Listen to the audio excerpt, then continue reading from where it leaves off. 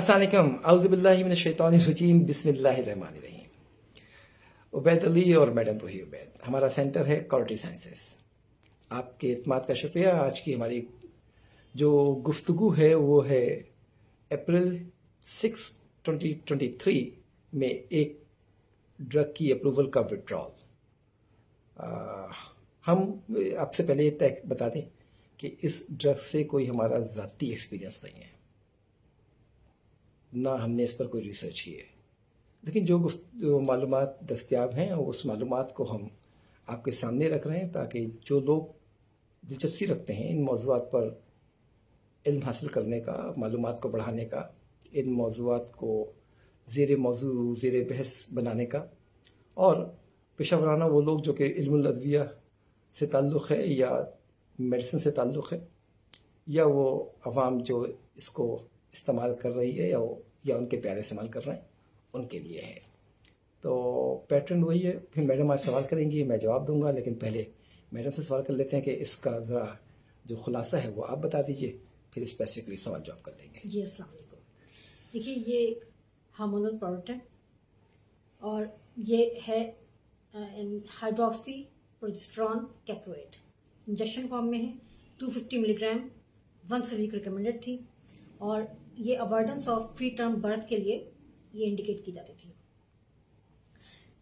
Brand leader जो है वो उसका मैकेना और उसके तमाम जेनेरिक वर्जन्स की अप्रूवल विड्रॉ कर ली गई है। 2011 में ये यूएसएफडी ने अप्रूवल दिया था और 2023 में इसको विड्रॉ किया है।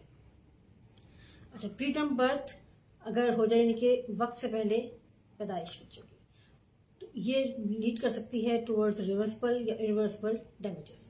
तो ये इस कंडीशन के लिए एक सिंगल दवा थी जिसकी अप्रूवल को विड्रॉ कर लिया गया है अभी 6 अप्रैल 2023 को। जी, और ये जो डैमेजेस हैं ये पैदा होने वाले बच्चों के लिए हैं कि वो जो प्री टर्म बर्थ जिनकी होती है उनमें नुकसानात के खदशात ज़्यादा होते हैं। जब तो अगर ये प्री टर्म बर्थ नहीं होगी तो नुकसानात के खदशात कम हो जाएंगे, तो इसलिए ये दवा अप्रूव की गई थी। जी, तो इसमें अब आप आगे डिस्कस कीजिए कि क्यों विड्रॉ किया गया, क्या रीज़न था और इतनी देर क्यों लग गई। 2011 में अप्रूवल था, 2023 में इसको विड्रॉ किया गया।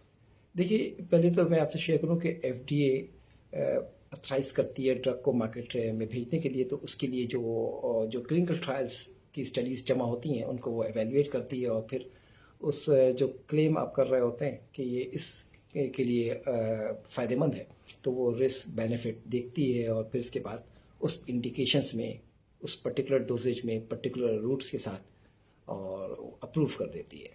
तो उसने अप्रूव किया था एफडीए ने, क्योंकि अप्रूव इसलिए इसका किया गया था कि प्री टर्म बर्थ यानी वक्त से पहले बच्चे की पैदाइश एक खदशे का लेके आती थी और ख़तरात लेके आती थी, और ये ख़तरात बच्चे के लिए नुकसानदेह हुआ करते थे, बाज़ दफ़ा रिवर्सिबल, बाज़ केस में इरिवर्सिबल भी।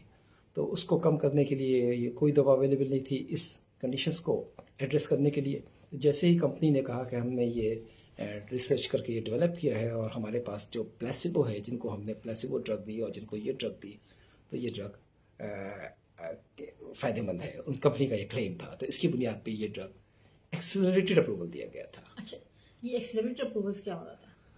एक्सेलरेटेड अप्रूवल एफडीए के अंदर एक तो रेगुलर पाथवे होता है, एक पाथवे एक्सेलरेटेड अप्रूवल। ऐसी कंडीशंस या ऐसी बीमारी जिसके लिए कोई दवा दस्तयाब ना हो, कोई थेरेपी दस्तयाब ना हो, तो उसको एफडीए एक्सेलरेटेड अप्रूवल पे लेके जाती है। और एक्सेलरेटेड अप्रूवल के लिए बहुत सारी मालूमात नहीं होती हमारे पास, लेकिन जो क्लिनिकल एंड पॉइंट्स हैं वो अगर मिल जाए तो हम उसे अप्रूवल कर देते हैं, उसे हम कहते हैं एक्सेलरेटेड अप्रूवल इन यूएस। अच्छा, ये क्लिनिकल एंड पॉइंट्स क्या होते हैं? क्लिनिकल एंड पॉइंट का मतलब ये हुआ कि जो हम क्लेम करने जा रहे हैं, फर्स्ट हमने क्लेम किया कि जी सर में दर्द दूर हो जाएगा, हमने दवा दी, लोगों ने कहा सर में दर्द दूर हो गया। कैसे दूर हुआ है, क्या किया उसने, उसके बारे में मालूमात नहीं है, लेकिन लोग कह रहे हैं सर में दर्द दूर हो गया है, हमें नज़र आ रहा है कि लोग सर में दर्द दूर हो गया है, तो इसे हम कहते हैं क्लिनिकल एंड पॉइंट। तो इसको जोड़ते हैं हम, ये एक बड़ा मौजू है क्लिनिकल एंड पॉइंट, लेकिन ड्रग डेवलपमेंट में बहुत अहम रोल कर रहा है। उसमें हम मार्कर आइडेंटिफाई कर रहे हैं और मार्कर को क्वालिफाई कर रहे हैं। ये बहुत अहम सब्जेक्ट है, कभी और डिस्कस कीजिएगा कि मार्कर कैसे डेवलप हो रहा है और ड्रग डेवलपमेंट में उनका क्या रोल है, खासतौर पे जो कैंसर्स है और डिफरेंट जो जेनेटिकल डिजीज़ हैं, تو اس پہ ڈسکس کریں گے کبھی. ٹھیک ہے. اچھا یہ بتائیے کہ ہم نے بات کی کہ وڈرا کی گئی ہے اس کی اپروول, تو وڈرال, ریکال اور بین, ان تینوں میں کیا فرق ہے؟ دیکھیے ریکال کا مطلب تو یہ کہ جو چیز ڈیفیکٹیو ہے اٹھا لیا گیا, واپس منگوا لیا گیا, ریموو کر دیا گیا, از اے ریکال. وہ اب علیحدہ کلاس ہے, اس پہ کبھی اور بات کریں گے. جو ودرال کا مطلب یہ ہے کہ ہم نے ودرا کر لیا, میں نے آپ کو ایک سرٹیفکیٹ دیا تھا, ودرا کر لیا, ہم نے آپ کو ایک اپروول دی تھی, وہ ودرا کر لی. جب اپروول ودرا کر لی تو پھر آپ مارکیٹ میں اس کی جو جسٹیفیکیشن ہے, لیگل جو اس کی ایگزسٹنس ہے وہ چیلنج ہو جاتی ہے, پھر وہ لیگلی رہ نہیں سکتی. تو یہ ودرال ہو گیا. آپ نے کہا بین. بین کا مطلب یہ ہے کہ جی وہ دوا جو ہے آپ استعمال نہیں ہو سکتی. عمومی لفظ ہیں, لفظ سمجھیں کہ اب یہ دوا جو بین کر دی گئی ہے کہ اس میں نقصان دہ معاملات بہت سارے ہیں, تو اس کو ہم کہتے ہیں بین کر دینا. تو اس کا جو ہے نا اپروول ودرا کیا گیا ہے. میں آپ سے شیئر کر لوں, یہ ہائیڈرو آکسی پروجسٹرون از اے ہارمونل پروڈکٹ, اور یہ دوسری بیماریوں میں ریکمینڈیڈ ہے, کچھ کینسر کی بیماری میں, اس لیے میں اس کو بھی ٹچ نہیں کرنا چاہ رہا. اور جہاں ریکمینڈیڈ ہے وہاں پہ استعمال کیا جائے, لیکن یہ بڑی احتیاط سے استعمال کرنے والی دوا ہے پروجسٹرون, کہ اس کے جو کانٹر انڈیکیشنز بھی موجود ہیں, اس کے جو ایڈورس ایونٹس ہیں وہ بھی موجود ہیں, تو رسک بہت سارا موجود ہے, کسی نئی بیماری کو پروموٹ کرنے کا بھی رسک موجود ہے اس کے ساتھ. تو اس لیے ہے ایک کینسر میں سے استعمال جو ہے ریکمینڈیڈ ہے. ٹھیک ہے. تو یہ پاکستان میں بھی دوا اویلیبل ہے, تو کیا کرنا چاہیے ہمیں پاکستان میں؟ دیکھیے دنیا میں جہاں جہاں پہ ہیں, پہلی بات تو یہ کہ جب ودرا کر دیا ہے اپروول تو وہ اب تو لیگلی ہے ہی نہیں, تو اسے استعمال نہیں کرنا چاہیے.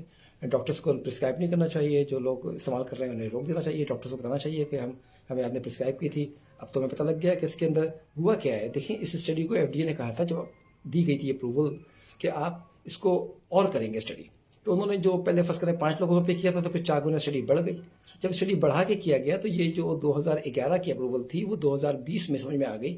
ایف ڈی اے نے کنکلوڈ کر لیا 2020 کے اندر کہ ریکمینڈ کرنے لگی کہ جی یہ تو دوا کو افیکٹ تو نہیں دے رہی, تو کوئی ہم تو خواہ میں رسک لے رہے ہیں, تو کوئی افیکٹ ایسا جو نہیں ہے جو ہم کہہ سکیں کہ اس دوا سے تعلق ہے. اس کو ڈسائڈ کرنے میں کمپنی بھی ناکام ہو گئی. تو جب کمپنی ناکام ہوئی تو ایف ڈی اے نے اس کا ریکمینڈ کیا کہ اس کو ودرا کر لیا جائے اپروول کو. تو پھر وہ ایف ڈی اے نے ساتھ ساتھ اس میں آفر ہوتا ہے کہ آپ آئیے پبلک ہیئرنگ کر لیجیے.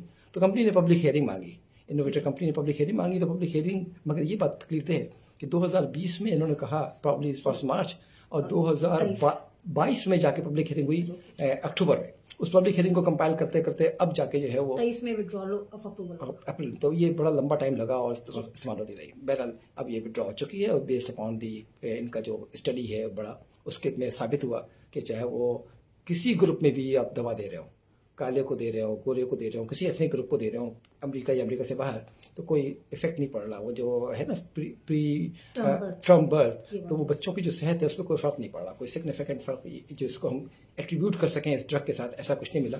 تو ان ریزنیبل رسک لے رہے تھے. تو یہ ٹھیک ہے. اگر ٹائم کی لمیٹیشنس ہیں تو اگر کوئی ایڈیشن کر سکتے ہیں تو ٹھیک ہے, ورنہ بہت شکریہ. ہاں پاکستان میں بھی دوا دستیاب ہے, تو پتہ نہیں پاکستان کی گورنمنٹ کتنے دن پہ فیصلہ کرے گی, لیکن میری معلومات کے مطابق کیونکہ ہم نے بھی وہ فیصلہ کرنے جا رہی ہے انشاءاللہ. تو لیکن بہرحال یہ کہ سائنس کے لیے ایک بڑا چیلنج ہے کہ ہم پہلے جب اپروول دے رہے ہوتے تھے تو ہماری آنکھیں کتنی بلائنڈ رہتی ہیں, اور وہ کون سی کمزوریاں ہیں اس کو ہمیں دیکھنا چاہیے بھی. آخر یہ سب جو معاملات ہیں, جو فرض کر لیجیے یہ دوا استعمال یہاں پہ بھی ہو رہی تھی نا 10 سال سے, تو 10 سال میں ہم نے کیوں نہیں جمع کر کے یہ بتا دیا کہ بھائی اس دوا کا کوئی افیکٹ نہیں ہے. تو وی کین ڈو دیٹ. یہ پھر ہماری یہ فارمیسی کے اوپر, ہماری میڈیسن کے اوپر, ہمارے ہاسپٹل فارماسسٹ کے اوپر, ہمارے فزیشین کے اوپر, ہمارے جو ریسرچرز ہیں, ان سب کے لیے it is a big question کہ ہم اس پر جواب نہیں دے سکے. ہم نہیں بتا سکے کہ بھائی اس دوا کو دینے سے اور نہیں دینے سے کوئی فرق نہیں پڑ رہا, we are taking unreasonable risk. تو بہرحال ایف ڈی اے خود بھی بڑی دل گرفتہ ہے کہ ہم یہ ایسی بیماری ہے کہ اس کا اب تک ہمارے پاس کوئی علاج نہیں ہے, تو کوئی علاج ہونا چاہیے بیماری کا. بہت ساری بیماریاں اس کا علاج نہیں ہے, مگر اس کا یہ مطلب نہیں ہے کہ پلیسیبو ایسے ہی اندھا دھن چلے. تو بہت شکریہ ویسا فوڈ فار تھاٹ دینے کا. Thank you. آپ لوگ کا بھی شکریہ جو سنتے ہیں. تو میری طرف سے آپ کا بہت شکریہ. السلام علیکم. اللہ حافظ.